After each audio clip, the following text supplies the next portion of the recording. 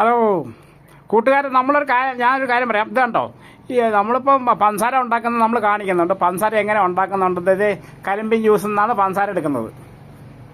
കണ്ടോ, ലോഡ് കണക്കിന് കരിമ്പിൻ ജ്യൂസ് പോകുന്നുണ്ട്. അത് ഫാക്ടറി കൊണ്ടിട്ടിട്ട് കഴുകത്ത് പോലുമില്ല. കഴുകാതെ കണ്ടോ അടിച്ച് പറിച്ചങ്ങ് പോകണുണ്ടോ, അത് കഴുകത്ത് പോലുമില്ല. അവിടെ പോയി അത് ഇതാണ്ടോ, ഇത് തന്നെ ഈ കരിമ്പ് ചണ്ടിയൊക്കെ എടുത്തുകൊണ്ട് വേറെ കൊണ്ടിട്ടിട്ട് അത് കത്തിച്ച് കളയില്ല. ഇത് കണ്ടോ, അത് ശകലം പോലും അത് കഴുകിയിട്ടില്ല. പിന്നെ കഴിയില്ലെങ്കിൽ അത് യൂറിഫൈ ആയിക്കോളും. ഇത് യൂറിഫൈ ആവുന്ന എങ്ങനെയാകട്ടെ, നമ്മൾ വിദേശ രാജ്യത്തെന്ന് പറഞ്ഞിട്ടുണ്ടെങ്കിൽ, യൂറോപ്യൻ രാജ്യത്തെന്ന് പറഞ്ഞിട്ടുണ്ടെങ്കിൽ അവിടെ പല മൃഗങ്ങളുടെ ഇതുകൊണ്ട് ഇട്ടിട്ടാണ്, കുറേ ദിവസം ഇട്ടിട്ടാണ് അവിടെ ഇത് ക്ലിയർ ചെയ്യുന്നത്.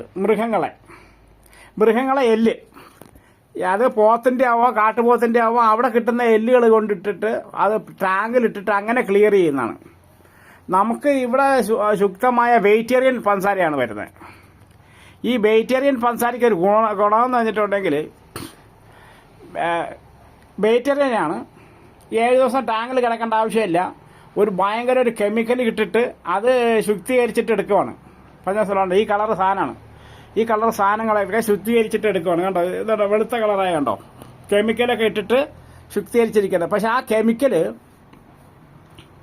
നമ്മളെ വയറ്റിനകത്ത് ചെന്നിട്ട് കഴിഞ്ഞിട്ടുണ്ടെങ്കിൽ നമ്മളെ നമ്മളെ വയറൊക്കെ ദ്രഹിച്ചു പോകും. അങ്ങനത്തെ ഒരു കെമിക്കലാണ് അത്. ഏത് കറുത്ത സാധനം വെളുപ്പിക്കുന്ന സാധനമാണ് പഞ്ചസാര. പറഞ്ഞ മനസ്സിലാവുന്നുണ്ടോ? അത് ശരിക്കും പറഞ്ഞിട്ടുണ്ടെങ്കിൽ നമ്മളെ ഇന്ത്യയിലെ പഞ്ചസാര കഴിക്കാൻ പാടില്ല. ഇന്ത്യയിലെ പഞ്ചസാരയ്ക്കെന്ന് പറഞ്ഞിട്ടുണ്ടെങ്കിൽ അത് വെജിറ്റേറിയനാണ്. വെജിറ്റേറിയൻ എന്ന് പറഞ്ഞിട്ടുണ്ടെങ്കിൽ ഈ കെമിക്കൽ ഇട്ടിട്ട് അതിനെ വൈറ്റ് കളറാക്കി എടുക്കുവാണ്.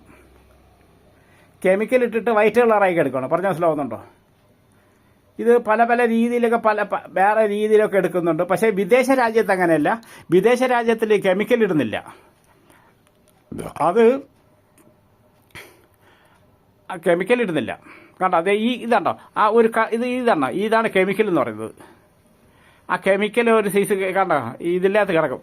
അത് ഈ ശർക്കരയ്ക്കകത്ത് ശകലം, നമ്മൾ ഒരു സ്പൂണിൽ ശകലം വന്ന ഒരു കടുകിൻ്റെ ചൊട്ട് അതിനകത്ത് ഈ പഞ്ചസാര കിടന്നാൽ മതി. ആർക്കെങ്കിലും ഒരാൾ കൊണ്ടാൽ മതി. നമ്മൾ പല രോഗങ്ങൾ വന്ന് മരിച്ചു പോവും നമ്മളെ ഇന്ത്യയിലെ പഞ്ചസാര. അതേസമയം വിദേശ പഞ്ചസാര നമുക്ക് ധൈര്യമായിട്ട് വാരി തിന്നാം. കാരണം അത് വെച്ചിട്ടുണ്ടെങ്കിൽ കെമിക്കലില്ല. അത് കുറേ ദിവസം, ഒരു 7-8 ദിവസം ടാങ്കിനകത്ത് പോയിട്ട് ഫില്ല് ചെയ്തിട്ട് അവിടെ നിന്ന് വെളുപ്പിച്ചിട്ട് പിന്നെയാണ് ഇത് എടുക്കാൻ പറ്റുന്നത്. പറഞ്ഞ മനസ്സിലാവുന്നുണ്ടോ? അതാണ് വിദേശ രാജ്യ പഞ്ചസാരയ്ക്കുള്ള മാർക്കറ്റ്. അവിടെ നല്ല ക്ലിയറാണ്. അവിടെ ഇതിൻ്റെ ആദ്യം കരിമ്പുകൊണ്ട് കഴിയിട്ട് അവിടെ ക്ലിയർ ചെയ്യും. കാരണം ഇവിടുത്തെ അങ്ങനെയല്ല. ഇവിടെ എന്ന് വെച്ചിട്ടുണ്ടെങ്കിൽ പൊറോട്ട കുഴയ്ക്കുന്ന മിഷ്യൻ വരെ രാത്രി പന്നിയിലായിരിക്കും കിടന്ന് ഉറങ്ങുന്നത്. ആ മിഷ്യനിലിട്ടിട്ട് അതിൽ രാവിലെ വന്നിട്ട് പൊറോട്ടക്കാരൻ ഉറക്കം തൂങ്ങി വന്നിട്ട് കൈ പോലും കഴിവില്ല, അവിടെ ഇവിടെ ചൊറിഞ്ഞ് പറക്കിയിട്ട് വന്നിട്ട് ഈ പൊറോട്ട അങ്ങനെ ഉണ്ടാക്കണത് എന്ന് പറഞ്ഞാൽ നമ്മളെ ഇന്ത്യയിലെ പഞ്ചസാര ഏതാണ്ടേ ആദ്യം ആ കരിമ്പ് കഴിയിട്ട് പോലും ഇല്ല. പറഞ്ഞ് മനസ്സിലാവുന്നുണ്ടോ? നമ്മൾ വാരിക്കോരി തിന്നും. നമ്മളെ ദേഹത്തിരിക്കുന്ന അഴിക്കാൻ നോക്കുള്ളൂ. ആർത്തവൻ്റെ ദേഹത്തിരിക്കുന്ന അഴിക്കാൻ നോക്കുള്ളൂ. ഈ വെളുത്ത് പണ്ടൊരുത്തം പറഞ്ഞിട്ടുണ്ട്,